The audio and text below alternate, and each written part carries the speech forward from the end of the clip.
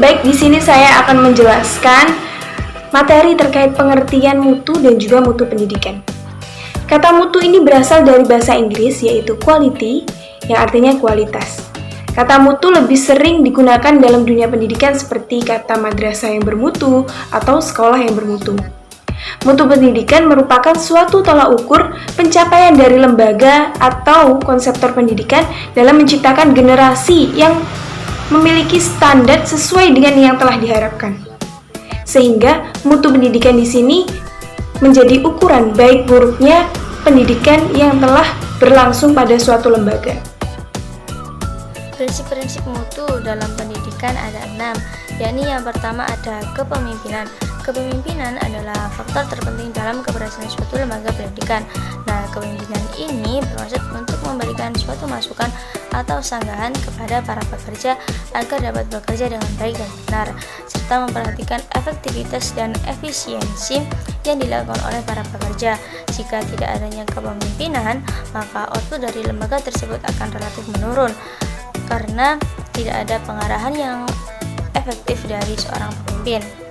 Yang kedua ada perencanaan strategik. Melalui perencanaan strategik ini, lembaga akan lebih mudah dalam melakukan kegiatan berdasarkan apa yang sudah disusun sebelumnya. Dalam perencanaan strategi ini harus mencakup tujuan mutu dan pengukuran yang dibuat oleh lembaga untuk mencapai visi dan misinya tersendiri. Yang ketiga ada fokus pada customer. Sebagai supplier atau pemasok harus bisa mendapatkan hubungan atau jaringan komunikasi yang efektif dari pelanggan agar dapat memaksimalkan dalam membuat suasana yang kondusif. Dengan itu, para pemasok dapat mengetahui seberapa puas terhadap layanan yang sudah diberikan oleh pendidikan. Nah, dalam pendidikan ini ada 3 pengguna. Yang pertama adalah lembaga pendidikan merupakan pemasok atau supplier. Yang kedua ada pengguna internal, yaitu orang tua maupun siswa, yang mana dapat berperan besar dalam menentukan mutu pendidikan dan tenaga kerja. Yang ketiga ada pengguna eksternal, yaitu masyarakat, perusahaan, dan lembaga pemerintahan, agar dapat menentukan mutu layanan produk yang disampaikan kepada mereka. Keempat ada pengukuran. Prestasi belajar siswa dapat dilihat dari pengukuran pendidikan.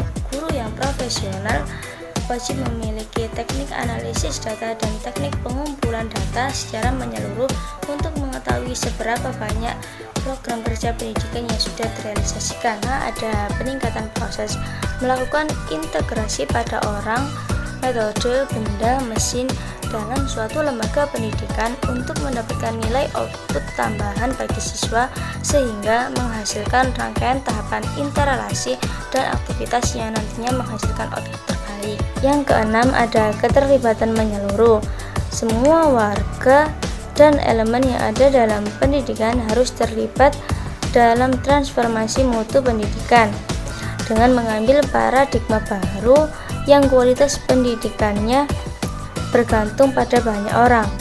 Nah, keterlibatan menyeluruh ini dimulai dari pemimpin atau kepala sekolah, dengan staf guru, siswa maupun orang tua sebagai penjalan mutu pendidikan tersebut. Kali ini kita akan membahas terkait konsep pengertian mutu menurut para pakar. Pertama ini ada Dr. Joseph Moses Suran.